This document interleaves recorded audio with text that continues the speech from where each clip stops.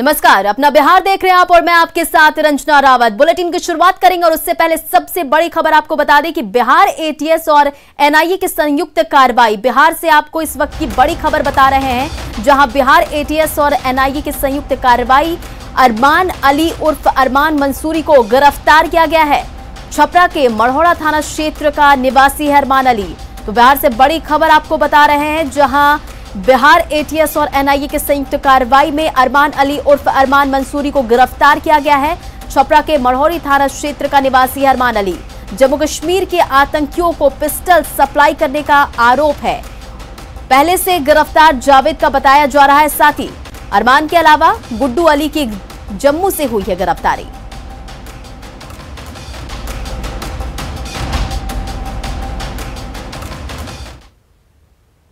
News 18 सिर्फ खबर ही नहीं दिखाता, बल्कि उसको अंजाम तक पहुंचाता है। 9 जुलाई से मोतिहारी बाल सुधार गृह में कैद 3 बेटियों की खबर जब चली तो खलबली मच गई। समाज कल्याण मंत्री ने न्यूज 18 पर लाइव के दौरान ही यह निर्देश दे दिया कि बेटियां किसी भी हाल में अपने घर पहुंच जाएंगी, और आज हुआ भी कुछ यूं ही।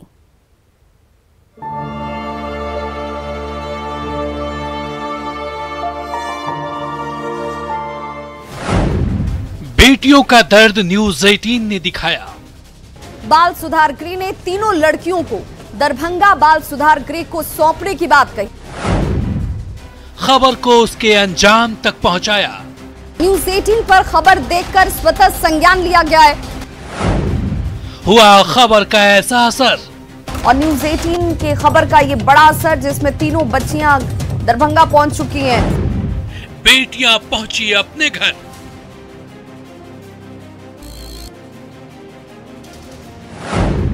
मंत्री ने जताया न्यूज 18 का आभार। लेकिन हम धन्यवाद देंगे आपके न्यूज 18 को, जिनके माध्यम से हमको यह जानकारी हुई।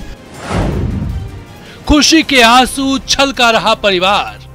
आंसू है वो खुशी के हैं या गम के हैं? अब जो आप रो रही हैं वो खुशी के? खुशी के हैं कि भाई बच्ची मिल गई, बच्ची सुरक्षित घर आ गई। उनकी धन्यवाद देते हैं न्यूज 18 की, जो हम लोग को इतना मदद भरपूर करने के लिए। जेठन को कहने चाहिए जो उनके धन्यवाद है, जो हमारा बेटी हमारा घर चली आए।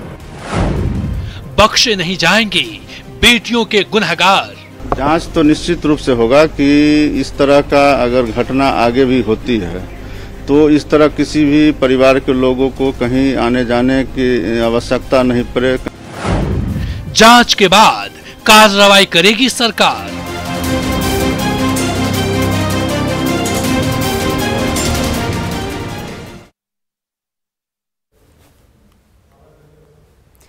और अब आपको सुनाते हैं इस मासूम की जुबानी कैसे उस पर घर की मालकिन जुल्म ढाई।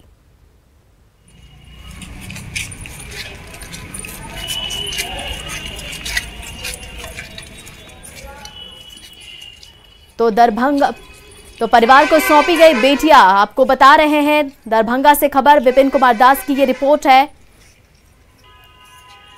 जहां न्यूज 18 की मुहिम का असर हुआ है और परिजनों ने न्यूज 18 का आभार जताया। बता दी कि बेटियों को परिजनों से मिलवाने के लिए न्यूज 18 ने मुहिम छेड़ दी थी। आखिरकार कल से जिसका इंतजार था वो घड़ी अब आ गई है। बेटियों को CWC के द्वारा जो है उनके परिजन को सौंप दिया गया है। तो आप देख सकते हैं विजुअली भी कि जो बेटियां हैं वो अपनी मां के पास है, सुरक्षित पहुंच गई है मोतिहारी से। और CWC के अधिकारी भी हैं जो खुद एक कमेटी बैठकर जो है इनसे काउंसलिंग भी किया है, और इन्होंने अपने माता पिता के साथ जाने की बात कही है। हमारे साथ यहाँ CWC के अध्यक्ष हैं वीरेंद्र कुमार झा, उनसे हम जानना चाहेंगे कि क्या सब हुआ, कैसे आई, क्या यहाँ पर काउंसलिंग किया? यहाँ तो अभी जनरली अभी जब बच्ची आई है तो हमारे टीम के 3 सदस्य महिला हैं, उन लोगों ने बच्ची से बात किया, जानने का प्रयास किया कि क्या वस्तुस्थिति थी वहाँ की और कैसे बच्ची घर से निकली थी। सिंपल सा एक कोरम होता है काउंसलिंग का, तो उन लोगों ने काउंसलिंग किया है और गार्जियन की भी काउंसलिंग हमारे द्वारा भी, हमारे टीम के द्वारा भी किया गया। और बच्ची भी कही कि हम घर जाना चाहते हैं, तो इसलिए हम लोग बच्ची को भी विदा कर रहे हैं। बच्चियाँ पूरा क्लियरली बताई कि हमें कोई दिक्कत नहीं दिया गया, वहाँ बालिका गृह में सुरक्षित थे हम और अच्छा से खाना पीना सब कुछ था हमारे पास, कोई दिक्कत नहीं हुई हमको। आपने सौंप दिया? हाँ, परिजनों को हमने सौंप दिया है। अगली खबर बेतिया से, जहां एक बच्ची बर्बरता का शिकार हुई है। बच्ची को गंभीर हालत में गवर्नमेंट मेडिकल कॉलेज अस्पताल में भर्ती कराया गया है। उधर घटना पर संज्ञान लेते हुए चाइल्ड लाइन की टीम पीड़ित बच्ची से मिलने जीएमसीएच पहुंची। टीम ने बच्ची का हाल जाना और परिजनों से पूरे घटनाक्रम की जानकारी ली। बच्ची के साथ परिजनों का बयान भी दर्ज कर लिया गया है। रिपोर्ट जल्द ही बाल कल्याण समिति को सौंप दी जाएगी। मामला कालीबाग ओपी क्षेत्र का है, जहां 7 साल की बच्ची एक घर में काम करती थी। घर की मालकिन ने बच्ची के साथ हैवानियत की सारी हदें पार करते हुए उसके साथ बुरी तरह से मारपीट की थी। बच्ची के संवेदनशील अंगों पर कैंची से हमला किया गया। मोहल्ले वालों ने जब लहूलुहान हालत में बच्ची को देखा तो पुलिस को सूचना दी गई। बच्ची का कसूर सिर्फ इतना था कि वो बकरीद पर्व में अपने घर जाने की जिद कर रही थी। फिलहाल पुलिस पूरे मामले की तफ्तीश कर रही है।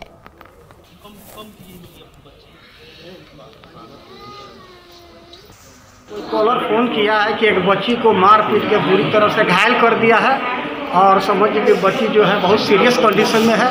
तो चाइल्ड लाइन तुरंत जो है अपना ये सुनते समझिए कि सूचना सुनते तुरंत जो है आके बच्ची के पास अपना मिला, देखा, उसका जो भी बेहतर उपचार है उसको करा है और उसके जो भी अब इसके बाद जो भी उसका कदम होगा उठाएगा। और चलिए अब आपको सुनाते हैं इस मासूम की जुबानी कैसे उस पर घर की मालकिन ने जुल्म ढाया है।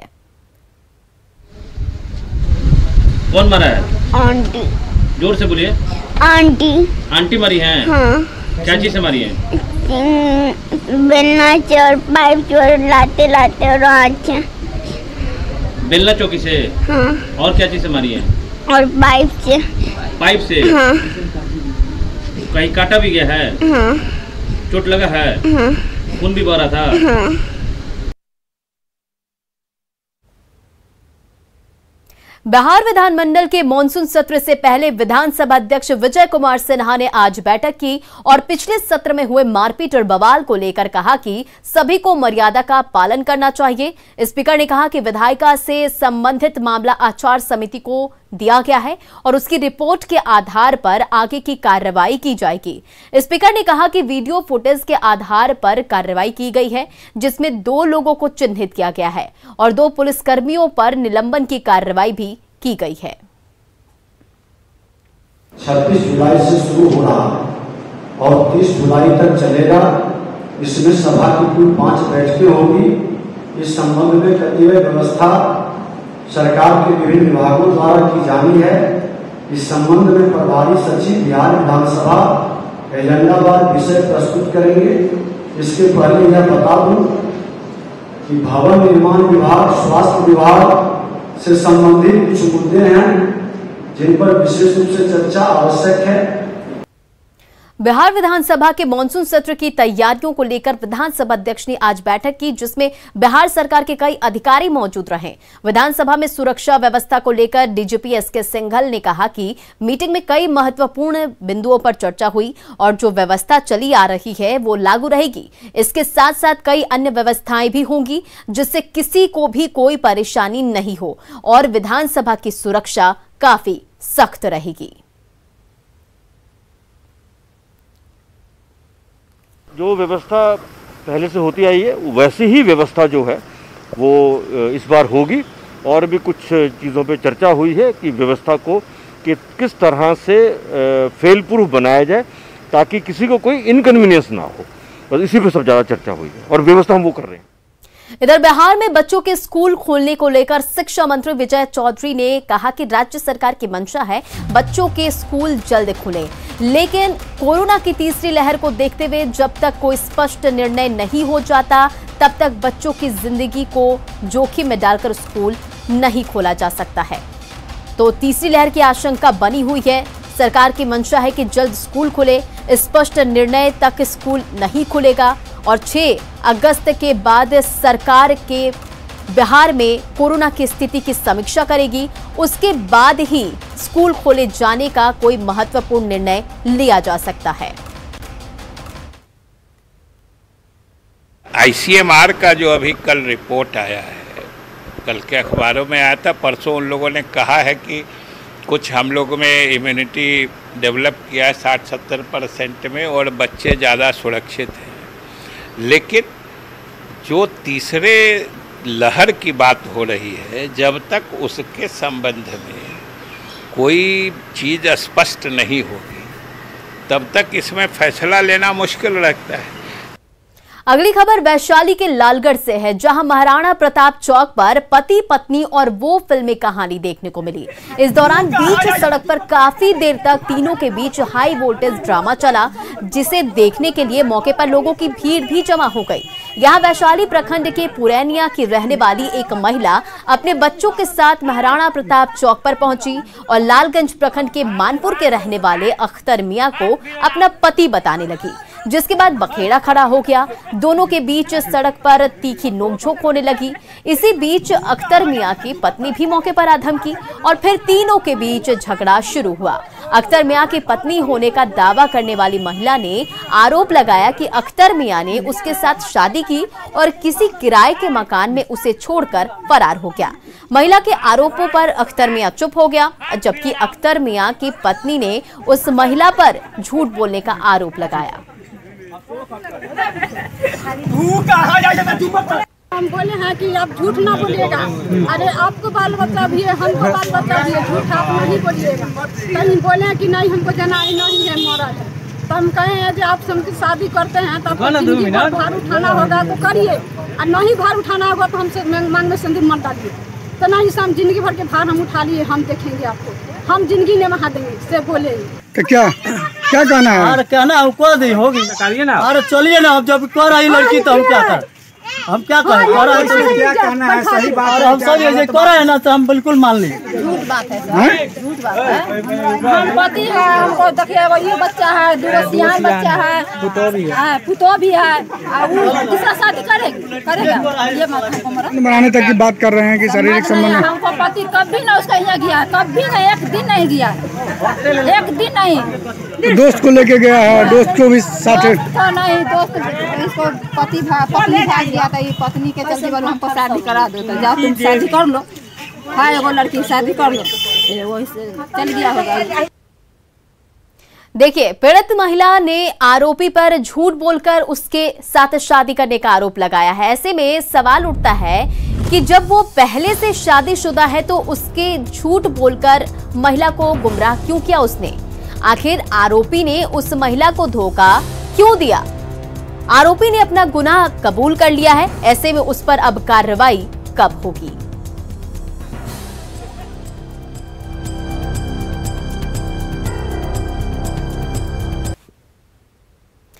तो पति पत्नी और वो का नजारा वैशाली में देखने को मिला, जहां बीच सड़क पर हाई वोल्टेज ड्रामा हुआ और काफी देर तक ये ड्रामा चला।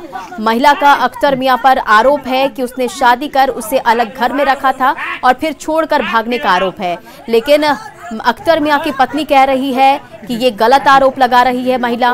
और बीच सड़क पर काफी देर तक हाई वोल्टेज ड्रामा चला इस बात को लेकर, और उसके बाद करीब लोगों की भीड़ भी काफी देखने को मिली। और बड़ी खबर आपको बता दें कि देश भर में दैनिक भास्कर समूह के ठिकानों पर छापा का चोरी के आरोप में भास्कर समूह के ठिकानों पर छापा का पनामा पेपर लीक हुआ है। आपको बता दें कि देश भर में दैनिक भास्कर समूह के ठिकानों पर छापा हुआ है और पैसों के लेन देन में भास्कर समूह के लोगों के नाम है। संदिग्ध कंपनियों से निवेश के भी आरोप हैं। आपको बता दें, बड़ी खबर, भास्कर ग्रुप पर छापे के तथ्य, शेल कंपनियों के माध्यम से फर्जीवाड़ा के आरोप है और पैराडाइज पेपर में इन सभी कंपनियों के नाम है। तो बड़ी खबर आपको बता रहे हैं, जहां कर चोरी के आरोप में भास्कर समूह के ठिकानों पर छापेमारी हुई है और पनामा पेपर लीक में थे भास्कर ग्रुप के लोगों के नाम। संदिग्ध कंपनियों से निवेश के भी आरोप हैं। शेल कंपनियों के माध्यम से वित्तीय फर्जीवाड़ा के सबूत हैं। अलग अलग कंपनियों के माध्यम से संदेहास्पद निवेश, पैराडाइज पेपर में इन कंपनियों के नाम शामिल है। मालिकों ईडी पहले ही कर चुकी है पूछताछ।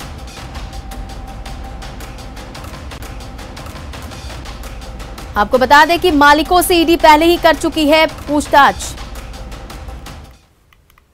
चले बढ़ते अपनी अगली खबर की ओर और खबर मुजफ्फरपुर से है। मुजफ्फरपुर में मोबाइल चोरी के 2 आरोपियों की भीड़ ने जमकर पिटाई कर दी। घटना जैतपुर ओपी थाना क्षेत्र के पोखरेरा गांव की है। बताया जा रहा है कि पोखरेरा गांव के चौक पर हाट में 2 लड़कों को मोबाइल चोरी करने के आरोप में पकड़ा गया। शोर मचाने पर मौके पर भारी भीड़ जुट गई। भीड़ ने दोनों लड़कों को गमछे से बांध दिया और उसके बाद जमकर पिटाई शुरू कर दी। आप तस्वीरों में भी देख सकते हैं कि कैसे दोनों लड़कों को भीड़ में शामिल लोग जमकर धुनाई कर रहे हैं। दोनों लड़के छोड़ देने के लिए गुहार लगाते रहे, लेकिन कोई उनके सुनने वाला नहीं था। पिटाई के बाद लोगों ने दोनों चोरों को पुलिस के हवाले कर दिया है।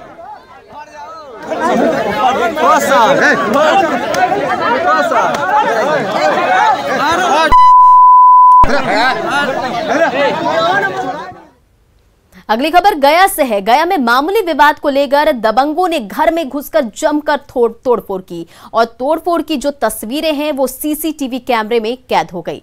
आप देख सकते हैं कि किस तरह से लाठी डंडों से लैस दर्जनों लोग एक घर के सामने आए। घर का ग्रिल बंद था। दबंगों ने ग्रिल में जोरदार धक्का दिया और ग्रिल खोलकर घर के अंदर दाखिल हो गए। तो सारी तस्वीरें सीसीटीवी कैमरे में कैद हो गई है और दबंग घर में घुसकर तोड़फोड़ और पत्थरबाजी भी करने लगे। कुछ लोगों ने उन्हें रोकने की कोशिश भी की, लेकिन वो मानने को तैयार नहीं हुए। इस हमले में घर में रह रही एक गर्भवती महिला को भी चोट लगी है। और बता दें कि ये मामला मगध मेडिकल थाना क्षेत्र के सूरजपुरा गांव की है। बताया जा रहा है कि मामूली विवाद को लेकर 2 युवकों में मारपीट की घटना हुई थी, जिसके बाद दबंगों ने घर पर धावा बोला। आपराधिक किस्म के दर्जनों लोग हाथों में लाठी डंडे से लेकर घर में घुस गए और घर पर ईंट पत्थर बरसा रहे थे। हमले के दौरान घर में कोई पुरुष नहीं था। घर में सिर्फ 2 महिलाएं मौजूद थी और फिलहाल पुलिस ने केस दर्ज कर लिया है और एक आरोपी को भी गिरफ्तार कर लिया है।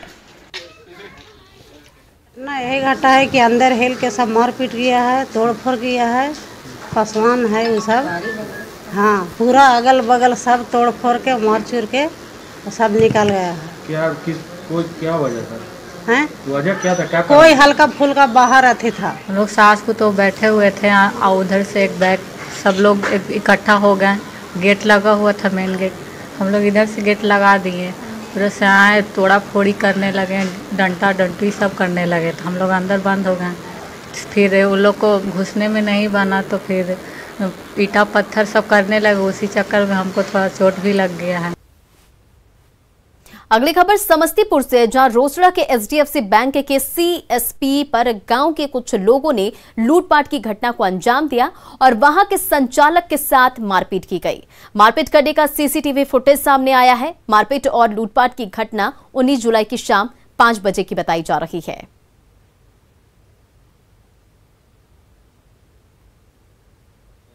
श्रीकांत महतो के यहाँ हमारा कुछ पैसा बाकी था, जिस पैसा को लेकर के हमने फ़ोन पे उसको तगड़ा किया। तगड़ा करने के फ़ोन पे ही उसने मेरे साथ गाली गलौज किया। गाली गलौज करने के बाद बिट्टू कुमार महतो, रामाकांत महतो, शशिकांत महतो, राजा कुमार अन्य सहयोगी के साथ आया और मेरे सेंटर पे लूटपाट किया। 67,000 रुपया ले लिया गला से। उसके बाद हम मेरे साथ हाथापाई की। और गया में धर्मांतरण के मामले थमने का नाम नहीं ले रहे। शिक्षा की कमी, अंधविश्वास और लालच के कारण अब बड़े पैमाने पर लोग धर्मांतरण करा रहे हैं। कुछ दिनों पहले नैली पंचायत के दुभल गांव में सैकड़ों लोगों ने धर्मांतरण का मामला सामने आया था।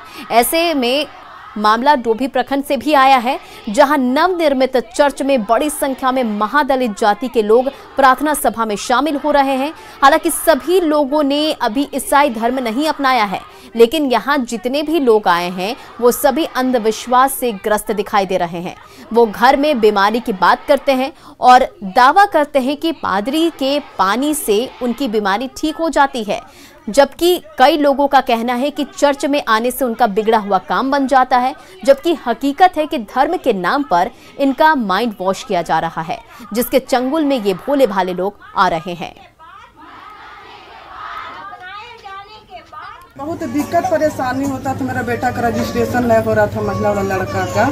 तो हम प्रार्थना किए गॉड से कि हे प्रभु हो जाए। बहुत दिक्कत के बाद मेरा बेटा बैठ जाएगा, उसको भविष्य खराब हो जाएगा। तो प्रार्थना करेंगे तो वो ठीक हो गया। मेरा बेटा का रजिस्ट्रेशन हो गया, बेटी का टीसी मिल गया। ये मतलब ये जो बना हुआ ये है क्या? ये चर्च है। बहुत ओझा नया बहुत कराया, डॉक्टर भी कराया, दवा 6 महीना चलाया, कुछ फायदा नहीं हुआ। हम लोग के पता मिला कि हुआ अच्छा चर्च होता है, तो हम लोग यहाँ आए, तो हमको बच्चा सही सलामत से है, हम लोग विश्वास कर लिए, इसलिए हम चर्च में आ रहे हैं। और दिल्ली में आज बिहार बीजेपी की अहम बैठक हुई। केंद्रीय ऊर्जा मंत्री आर.के. सिंह के आवास पर यह मीटिंग हुई, जिसमें डिप्टी सीएम रेणु देवी और तारकिशोर प्रसाद भी और इसके समेत बिहार के सभी बीजेपी सांसद शामिल होंगे। संगठन से जुड़े मुद्दों पर बैठक में चर्चा हुई और पार्टी के राष्ट्रीय अध्यक्ष जेपी नड्डा और बिहार जेपी के अध्यक्ष संजय जायसवाल पार्टी नेताओं के साथ बातचीत करेंगे। और बैठक में शामिल होने के लिए डिप्टी सीएम रेणु देवी दिल्ली पहुंच गई है। बात करते हैं बिहार की डिप्टी सीएम रेणु देवी से। मैम, आज दिल्ली दौरे पर आप हैं, क्या कार्यक्रम रहने वाला है, किस तरह की मीटिंग है आप लोगों की? आज हम लोग दिल्ली विशेष करके आए हैं कि अपनी संगठन की बैठक है और हमारे सभी माननीय बिहार के सांसद, सभी मंत्रीगण, हमारे प्रदेश अध्यक्ष, राष्ट्रीय अध्यक्ष सभी लोग रहने वाले हैं, संगठन प्रभारी और बिहार के दोनों उप मुख्यमंत्री यहाँ रहने वाले हैं, उनके साथ मीटिंग है और ये हमारा संगठन की मीटिंग है, इसलिए संगठन की मीटिंग के लिए हम लोग आए। संगठन को मजबूत करने पर चर्चा होगी, राष्ट्रीय नेतृत्व का मार्गदर्शन, दिशा निर्देश मिलेगा आप लोगों को? निश्चित रूप से हम लोग का हमेशा यही चलता है, हम लोग तो राष्ट्रीय नेतृत्व पर ही चलते हैं, उनका जो नेतृत्व होता है वो जो हम लोगों को कार्य देते हैं उस कार्य को करते हैं। अब तक यही देखा गया कि जो सरकार में, चाहे केंद्र की सरकार हो, राज्य की सरकार हो, उनके कामकाज को जनता के बीच में पहुंचाना, उसका मैसेज देना, ये लगातार प्रधानमंत्री का पहले से भी जोर रहा है। इस तरह की चर्चा होगी, आप लोग इसके लिए भी प्रयास करेंगे संगठन के माध्यम से? निश्चित रूप से हमारा संगठन मजबूत है, जो दुनिया की सबसे बड़ी पार्टी है, उस पार्टी के कार्यकर्ता अगर मजबूत नहीं रहेंगे तो कौन मजबूत रहेगा। और जो हमारा काम हो रहा है, जो देश के लिए हमारे जो सबसे गरीब, जो सबसे पीछा हुआ बैठा हुआ लोग है, उनके लिए जो काम हो रहा है, निश्चित रूप से उसको लेके गाँव पहुंचाएंगे हम लोग। आखिर में एक सवाल, जो संगठन और सरकार में समन्वय की बात कही जाती है, समन्वय पर चर्चा, दूसरा सहयोगी दल जो जेडीयू है, बाकी लोग हैं, उनके साथ समन्वय पर भी चर्चा होगी आगे, इसको लेकर के आप लोगों की? निश्चित, हमेशा समन्वय समिति की बैठक होती है, यहाँ कोई चर्चा की बात नहीं है, हमेशा बैठक होती है। सरकार और संगठन एक साथ है, जब हम एनडीए में हैं तो हमारी सरकार एनडीए की है, तो दोनों लोग एक साथ चलते हैं, हमारा कोई अलग से है नहीं। बहुत बहुत धन्यवाद। तो ये थी बिहार की deputy CM Renu Devi. Cameraman Ramesh Ratnakar के साथ अमितेश, न्यूज 18 दिल्ली। क्या सैनिटाइजर हानिकारक है? क्या टीके आपके डीएनए को संशोधित करते हैं? क्या टीकाकरण आपको कोविड-19 से संक्रमित कर सकता है? क्या ये कुछ सवाल आपके मन में हैं? खैर, अब एक जगह है जहां आपके सभी प्रश्नों का उत्तर दिया जा सकता है और ये सब आपके फोन पर। नेटवर्क 18 और फेडरल बैंक के राष्ट्रव्यापी वैक्सीन जागरूकता अभियान के तहत कोविड-19 के खिलाफ Sanjeevani shot of life Sanjeevani WhatsApp helpline शुरू की गई है। आपको बस 7977773753 नंबर पर व्हाट्सएप करना है और आपको तुरंत अपने उत्तर प्राप्त होंगे। जानकारी जिसे जांच और क्रॉस चेक किया गया है, तो आगे बढ़ें। कोविड-19 पर अपने प्रश्नों को व्हाट्सएप करें और अपनी जरूरत की सभी जानकारी प्राप्त करें। संख्या है, फिर से बता दें आपको, 7977773753।